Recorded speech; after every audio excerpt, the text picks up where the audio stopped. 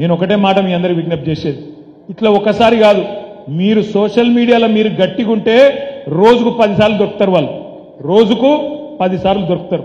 నిన్న కోమటిరెడ్డి వెంకటరెడ్డి గారు మాట్లాడింది, మీరు చూసే ఉంటారు. రైతు బంధు పడలేదు అని ఎవడన్నంటే చెప్పు తీసి కొడతా అంటుంది.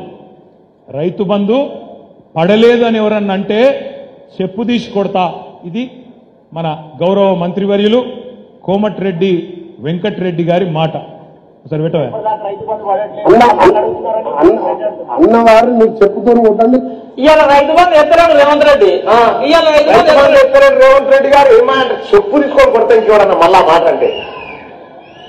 ఆయననేమో కాంగ్రెస్ మంత్రి, ఈయననేమో కాంగ్రెస్ ప్రచార కమిటీ అధ్యక్షుడు మల్లన్న.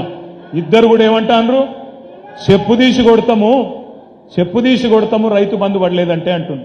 ఇవాళ నేను రాష్ట్రంలో ఉన్న 70 లక్షల మంది రైతులను అడుగుతున్నా, ఎవరెవరికైతే రైతు బంధు పడలేదో వాళ్ళని ఆలోచించమని అడుగుతున్నా.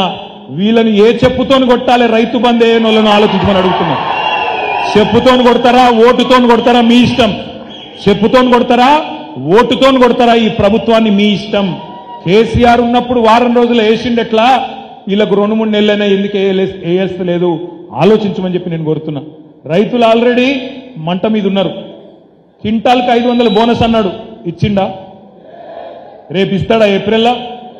ఇయ్యకపోతే రైతులు ఊకుంటారా? సీరిసింత గట్టరు. 500 బోనస్ క్వింటాల్కు, మర్చిపోవద్దు తమ్ముళ్ళు, 500 బోనస్ ఇచ్చి తీరాలి. ఇయ్యకపోతే వాళ్ళ తరఫున మనమే గర్జించాలి, మనమే యాద్ చేయాలి.